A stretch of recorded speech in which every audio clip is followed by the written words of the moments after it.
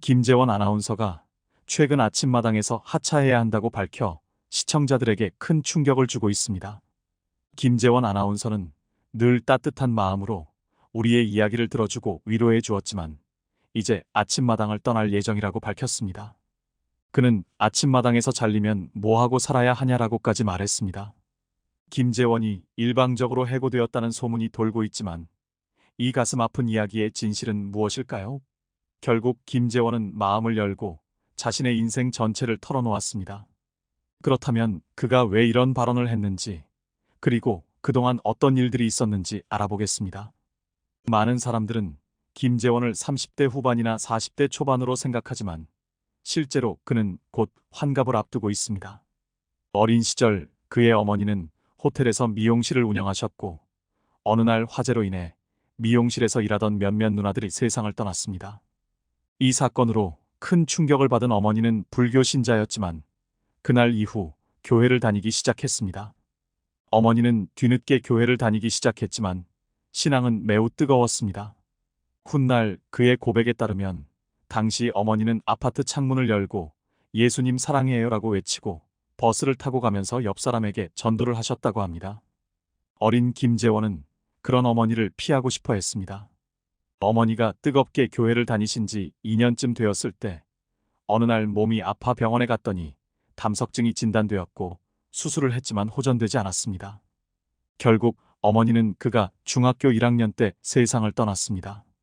당시 어린 김재원은 어머니 없이 살아가는 삶을 상상조차 못했고 이후 많이 당황하고 방황하게 되었습니다. 학창시절 매년 진급할 때마다 반장의 어머니가 학부모 모임을 주최했으며 집에 전화가 오면 엄마 계시니? 라는 질문에 엄마 안 계세요라고 대답하며 한부모 가정의 아픔을 절감했다고 합니다. 어머니를 여의고 아버지와 단둘이 살게 된 그는 아버지의 무한한 사랑을 받으며 성장했습니다. 아버지가 도마를 두드리며 집안일을 홀로 책임지시던 모습은 지금도 잊히지 않는다고 합니다. 아버지는 매일같이 그의 도시락에 계란말이를 싸주셨는데 김재원은 계란말이가 지겨워도 아버지의 정성을 알기에 내색하지 않았다고 합니다. 김재원이 18살이 되던 해 아버지의 사업이 부도가 나면서 작은 집으로 이사했지만 아버지의 헌신은 멈추지 않았습니다. 김재원이 대학을 졸업하자 어머니의 소원이었던 미국 유학까지 보내주셨습니다. 그 무렵 김재원은 지금의 아내를 만나게 되었습니다. 그의 아내는 초등학교 6학년 때 짝꿍이었으며 서로에게 소개팅을 주선해줄 정도로 친한 친구였습니다. 어느 날 김재원이 그래도 내가 제일 낫더라며 고백한 후 두 사람은 본격적으로 연애를 시작하게 되었습니다. 김재원은 유학 중 아내와 1년 동안 편지를 주고받으며 사랑을 키웠고 아내가 미국으로 오자마자 결혼해 신혼생활을 시작했습니다. 그러던 어느 날 새벽 2시쯤 한국에서 전화가 걸려왔고 그는 시차를 잘못 계산한 줄 알고 화가 난 채로 전화를 받았습니다. 그러나 아버지는 힘없는 목소리로 재원아, 내가 아프다. 내가 한국에 들어와야 한다고 말씀하셨습니다. 전화는 끊어졌고 알고 보니 아버지께서 뇌경색으로 쓰러지신 것이었습니다. 김재원은 급히 사촌과 친구들에게 전화를 걸어 집에 가봐달라고 부탁한 후 곧바로 공항으로 향했습니다.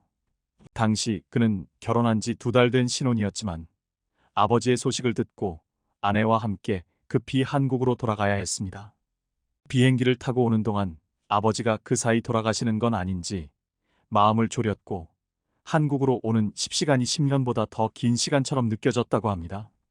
다행히 아버지는 병상에서 눈물로 아들을 맞이하며 의식을 되찾으셨지만 신체의 반쪽이 마비되어 거동이 불편해졌습니다.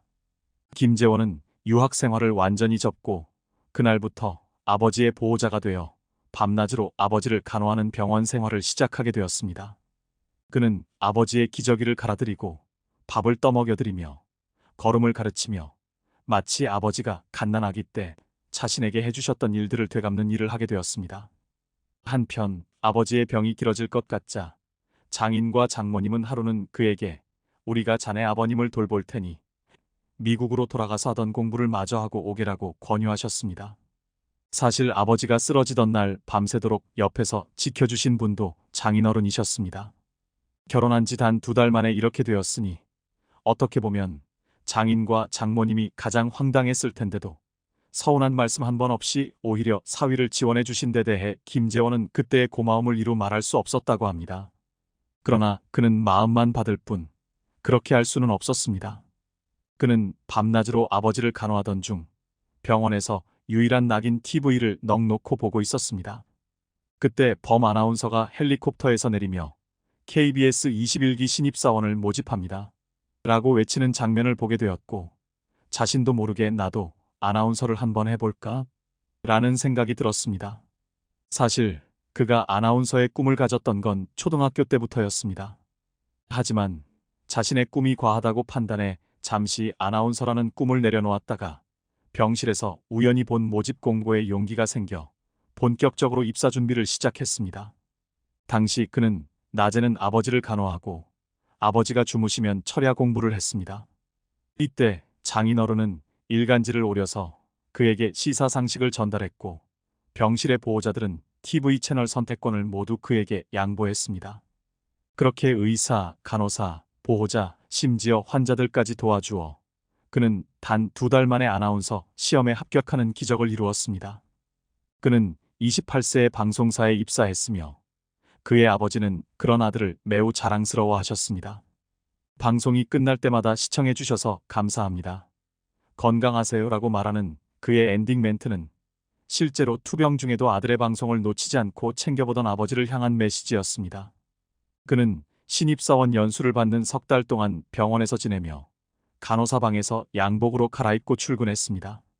이후 춘천으로 발령받은 후에도 저녁 퇴근 후 2시간 동안 기차를 타고 청량리에 있는 아버지를 보러 갔다가 돌아와 몇 시간 자고 새벽에 다시 출근하는 생활을 1년간 반복했습니다. 서울로 재발령을 받은 후에는 5년 동안 아버지를 모셨습니다.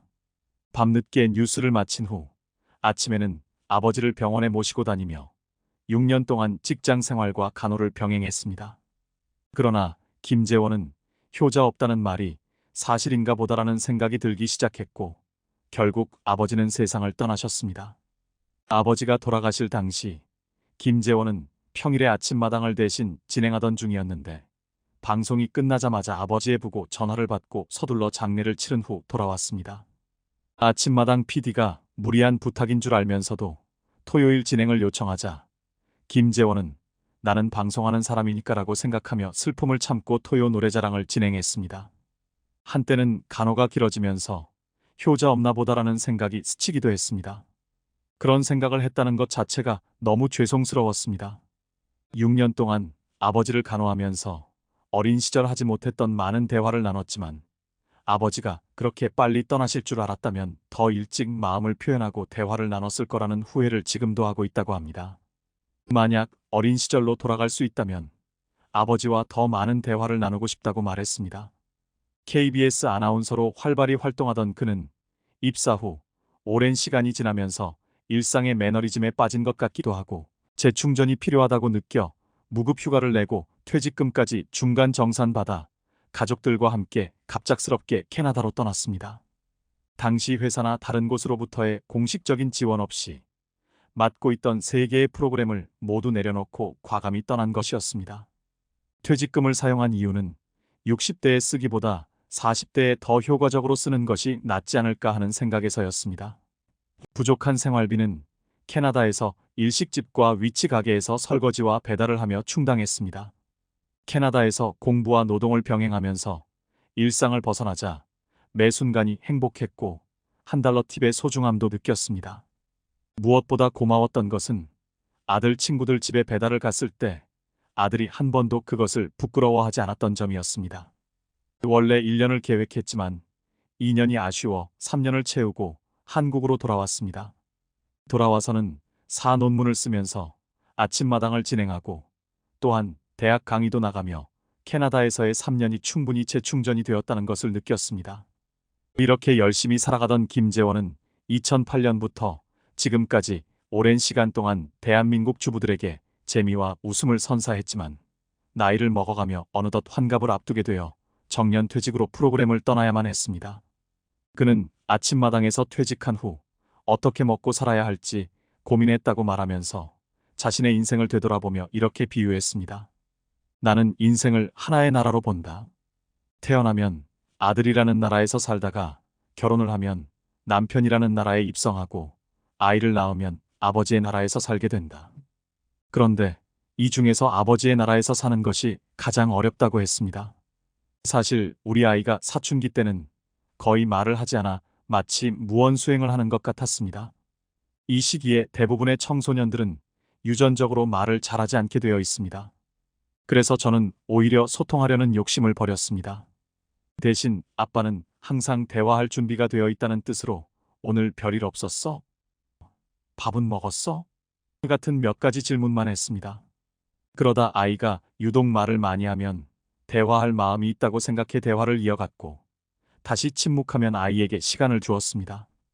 그러던 중 아이가 집에서 말을 너무 안 하니까 아내가 학교에 갔는데 선생님이 다행히 친구들과는 잘 어울린다고 하더군요.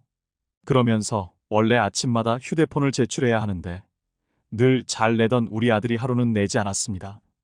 그때 선생님이 이유를 묻자 아들이 한참 머뭇거리더니 실은 오늘이 우리 아빠가 아침마당에서 마지막 방송하는 날이에요.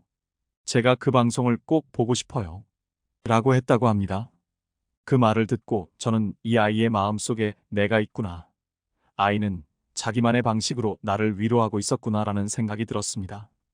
한 번은 제가 사랑의 리퀘스트를 진행하는 기회를 얻었는데 그때 저를 캐스팅한 분이 이렇게 말씀하셨습니다. 김재원 씨가 방송국 외부에서 어떤 삶을 살고 어떤 가치관을 지니고 있는지는 잘 모르지만 한 가지 부탁드리고 싶은 것은 사랑의 리퀘스트를 진행하는 동안에는 유머를 자제하시고 문제가 될 만한 행동은 삼가주셨으면 합니다. 이 프로그램은 단순한 방송을 넘어서 일종의 구제 활동이며 성직자들이 하는 일과도 다르지 않습니다. 그 말씀을 듣고 저는 아나운서라는 직업이란 내 삶이 정돈되지 않으면 할 수 없는 일이라는 것을 깨달았습니다.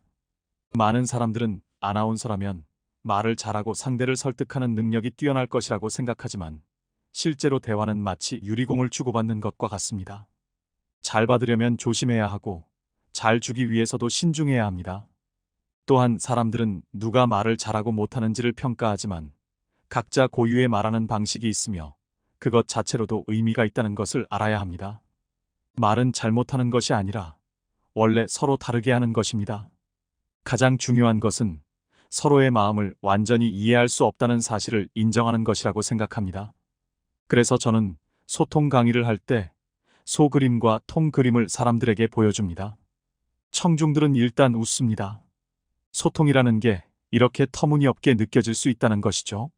소와 통이라는 단어가 무슨 관련이 있을까 싶지만 그 통이 소에게 여물통이 될 때 그 둘은 뗄 수 없는 관계가 됩니다.